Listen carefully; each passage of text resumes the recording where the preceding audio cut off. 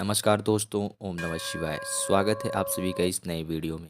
जय श्री शिवाय नमस्तुभ्यम हर हर महादेव ओम नमः शिवाय। 26 दिसंबर को हम सभी की सफला एकादशी का यह आखिरी गुरुवार है।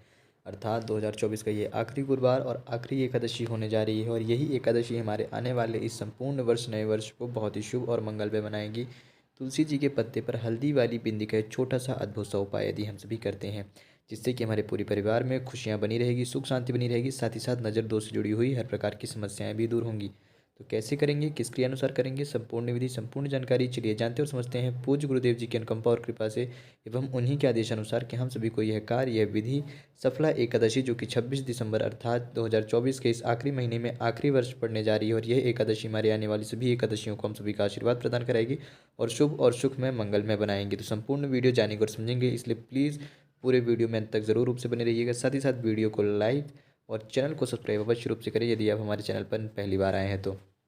बात करें हम पहले उपाय की, तो पहला उपाय है हम सभी का हमारे घर में सुख शांति समृद्धि के लिए अर्थात भगवान वासुदेव जी की कृपा बनी बनी रहे, साथ ही साथ माता लक्ष्मी जी की भी कृपा बनी रहे। माँ लक्ष्मी जी की कृपा क्यों बनी रहेगी? क्योंकि जहाँ कहीं पे भी भगवान वासुदेव जी का वास रहता है, उनकी कृपा रहती है, तो माता लक्ष्मी जी की अनुकंपा कृपा हम सभी को सदैव रूप से अवश्य रूप से प्रदान होती है।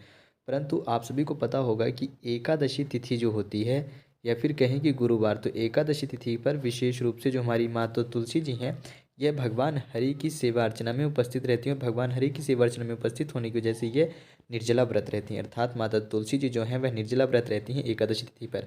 इसीलिए हम सभी को तुलसी के जल वृक्ष के अंदर जल नहीं समर्पित करना चाहिए एकादशी पर।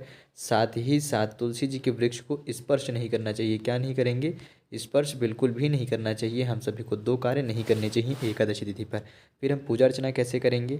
ठीक है, तो ध्यान दीजिएगा, पहला कार्य पूजा अर्चना करने का क्या कर सकते हैं और कैसे कर सकते हैं। हम सभी के पास एक पुराना तुलसी का पत्ता तो अवश्य रूप से पड़ा ही होगा, यानी कि रखा ही होगा। उस एक तुलसी के पत्ते को लेंगे, ठीक है। साथ ही साथ इस एक तुलसी के पत्ते को लेने के साथ साथ इसमें क्या करेंगे हम कि हम सभी को एक तुलसी का पत्ता ले लेना है। ध्यान से देखिएगा। ये लिया हमने एक तुलसी का पत्ता। अब इसमें एक तुलसी के पत्ते में हम सभी को एक हल्दी का पीला चंदन लगाएंगे। क्या करेंगे? हल्दी का एक पीला चंदन लगाएंगे, ठीक है। हल्दी से हमने एक चंदन लगा दिया है भगवान हरि का नाम लेते हुए। अब इस एक तुलसी के पत्ते को हम सभी कहाँ पर समर्पित करेंगे? माता तुलसी जी के वृक्ष में समर्पित करेंगे, ठीक है। अब माता तुलसी जी के वृक्ष में हम इस पत्ते को ले जाकर के समर्पित करेंगे बिना स्पर्श किए हुए, भगवान हरि का नाम लेते हुए ओम नमो भगवते वासुदेवाय का जाप करते हुए, ठीक है। समर्पित कर दिया। इसी के साथ साथ हम तैयार करेंगे एक कटोरे में थोड़ा सा कच्चा दूध, और इस कच्चे दूध को हम तैयार करके लेकर के जाएंगे कहाँ पर? आंवले के वृक्ष के समीप। और इस कच्चे दूध में भी हम क्या करेंगे? हल्दी मिश्रित करके ले जाएंगे। ध्यान दीजिएगा, इस कच्चे दूध में कटोरे में हल्दी मिश्रित करके ले जाएंगे। अब हमने तुलसी का पत्ता समर्पित कर दिया तुलसी के वृक्ष में। अब यह जो कच्चा दूध है इसको लेकर के जा रहे हैं और इस दूध को समर्पित करेंगे हम कहाँ? आंवले के वृक्ष में। दो स्थानों पर भगवान हरि का वास होता है, माता लक्ष्मी का एक तुलसी के वृक्ष में, ठीक उसके नीचे, और साथ ही साथ एक आंवले के वृक्ष के जड़ में। तो आंवले के वृक्ष में के पास जाएंगे, कच्चा दूध वाला जल जो है पूरा का पूरा समर्पित कर देंगे। कौन सा नाम लेते हुए? ओम नमो भगवते वासुदेवाय नमः। यह क्रिया यह विधि हम इस सफला एकादशी पर सुबह से लेकर के संध्या तक में कभी भी कर सकते हैं, प्रदोष काल के समय पे भी कर सकते हैं। इससे भगवान हरि की भी कृपा हमारे ऊपर बनी रहेगी, साथ ही साथ भगवान हरि की कृपा से, उनके आशीर्वाद और उनकी अनुकंपा कृपा से ऐश्वर्य और वृद्धि के साथ साथ माता लक्ष्मी जी की भी हमारे घर में वास होगा संपूर्ण रूप से, और उनकी भी अनुकंपा कृपा हम सभी को प्रदान होगी। तो ये छोटा सा पहला अद्भुत उपाय हम सभी को अपने घर में अवश्य रूप से करना चाहिए। बात करते हैं अपने अगले और दूसरे उपाय की, तो यह है विशेष रूप से धन की प्राप्ति का। और इस उपाय को करने के लिए मुख्य एक चीज़ की आवश्यकता है, वह क्या है? गंगा जल। किस चीज़ का लेंगे हम? गंगा जल। यह बात सभी को ध्यान होनी चाहिए कि गंगा जल लेंगे। यहाँ पर आप सभी को दो चीज़ें दिख रही हैं। क्या दिख रहा है? एक कटोरा एक जल का पात्र दिख रहा है, लोटा, साथ में दिख रही है एक खाली कटोरी।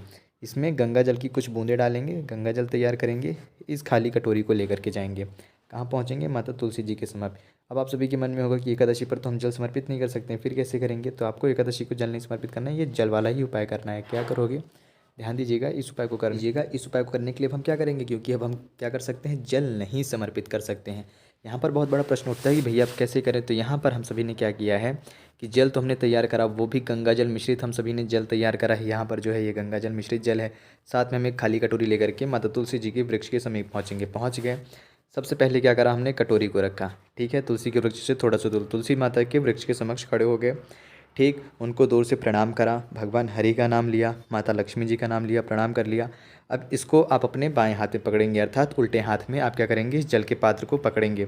सीधे हाथ में आप जल लेंगे। ठीक है, इसी लोटे से आप अपने सीधे हाथ में हथेली में, सीधे हाथ की हथेली में आप थोड़ा सा जल लेंगे और उस जल को फिर इस कटोरी में डालेंगे। किस में का डालोगे आप? इसी कटोरी में डालोगे। ठीक है, पहले अपनी हथेली में लोगे। ध्यान दीजिएगा, मैं यहाँ पर आपको समझाता हूँ। इससे आप कहाँ पर ले रहे हो? अपनी हथेली में ले रहे हो।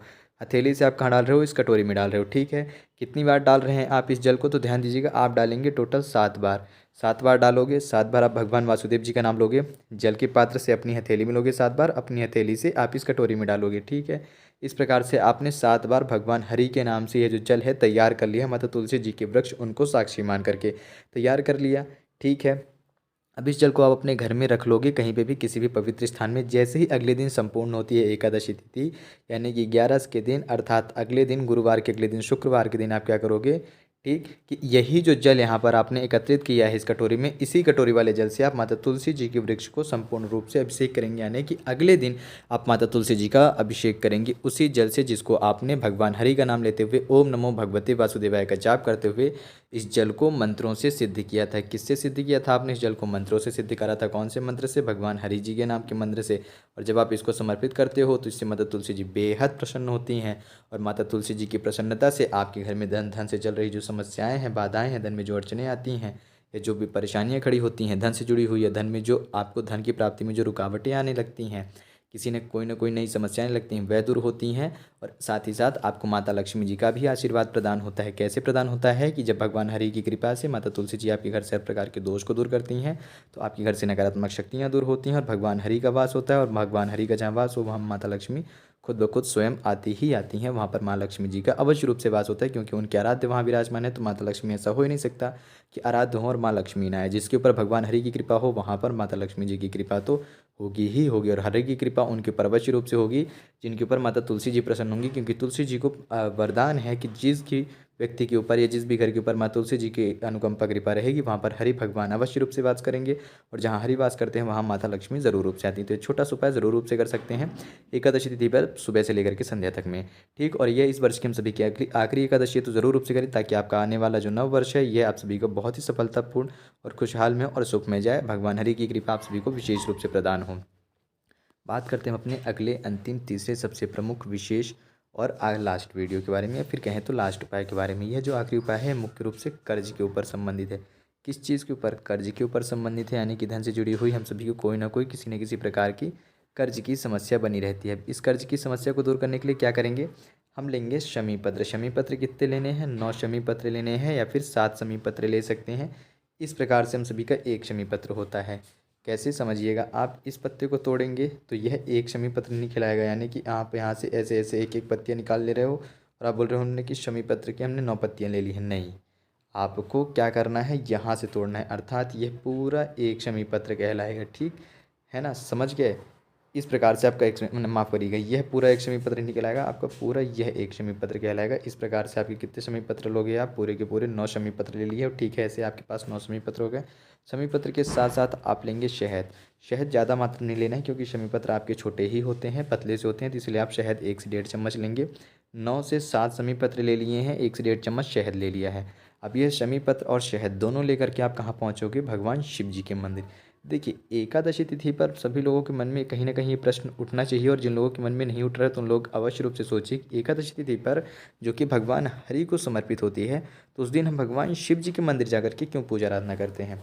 देखिए, भगवान शंकर, ठीक है, और भगवान हरि दोनों एक दूसरे के आराध्य हैं।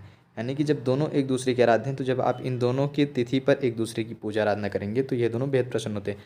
हरि की तिथि पर अर्थात भगवान नारायण की तिथि पर शंकर जी को याद करते हैं।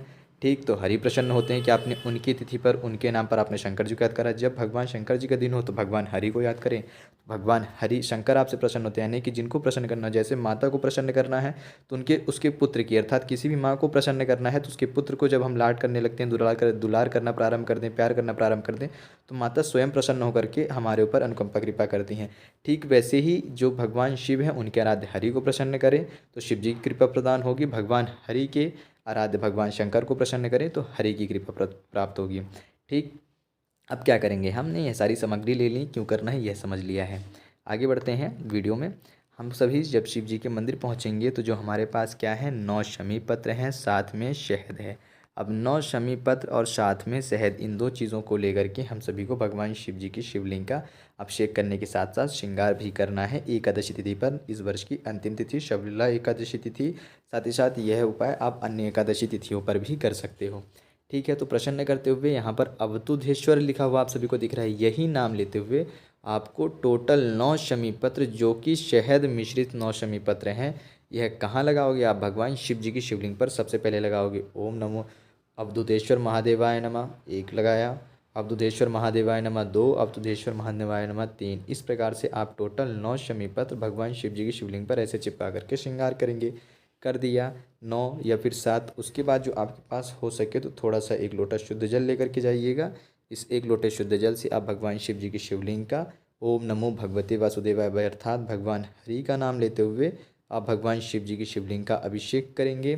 साथ ही साथ अंत में भगवान शिव जी का अवधूतेश्वर महादेव जी का नाम लेंगे, फिर भगवान हरि का नाम लेंगे, फिर माता लक्ष्मी जी का नाम लेकर के भगवान शिव जी को प्रणाम करके आपको चुपचाप चले आना है। और आपकी जो भी समस्या है धन से जुड़ी हुई, अर्थात धन से जुड़ी हुई संपूर्ण रूप से नहीं, धन में जुड़ी हुई जो कर्ज से संबंधित रखती है, चाहे कर्ज दिया हो या कर्ज लेना हो या घर से संबंधित लोन पास कराना हो, गाड़ी से संबंधित कराना हो, एजुकेशन लोन पास कराना हो, या फिर आपको किसी और दूसरी चीज़ों का कोई लोन पास कराना हो, या व्यापार नौकरी के लिए आपको लोन चाहिए हो, ठीक है, तो आप उसके लिए प्रार्थना याचना कर सकते हैं। सारी चीज़ें आपके कर्ज से संबंधित ही होती हैं। सारी विधियां, हर प्रकार के जितने प्रकार के धन बताए गए हैं आपको, ये कर्ज से जुड़ते हैं, या फिर आपने किसी को कर्ज दिया हो और पे आप प्राप्त करना चाहते हो अपने इस विभिन्न समय में, अपने इस विपरीत समय पे, अपने इस कठिन समय पे, तो उसके लिए भी आप प्रार्थना याचना कर सकते हैं। तो छोटा सा अद्भुत सा उपाय ज़रूर रूप से करिएगा सफला एकादशी पर, साथ ही साथ आप अन्य एकादशियों पर भी कर सकते हैं। तो संपूर्ण रूप से आपको सभी उपाय, सभी विधियाँ, सभी चीज़ें, सभी कार्य,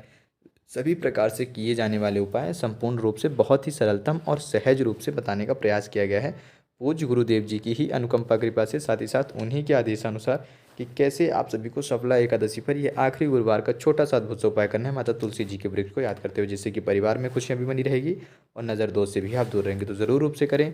कुछ भी प्रश्न हो, कुछ भी समस्या हो तो कमेंट में ज़रूर पूछिएगा, उत्तर जल्द से जल्द देने का प्रयास किया जाएगा। साथ ही साथ वीडियो को लाइक और चैनल को सब्सक्राइब अवश्य रूप से करिएगा। जय श्री शिवाय, नमस्तुभ्यम, हर हर महादेव, ओम नमः शिवाय।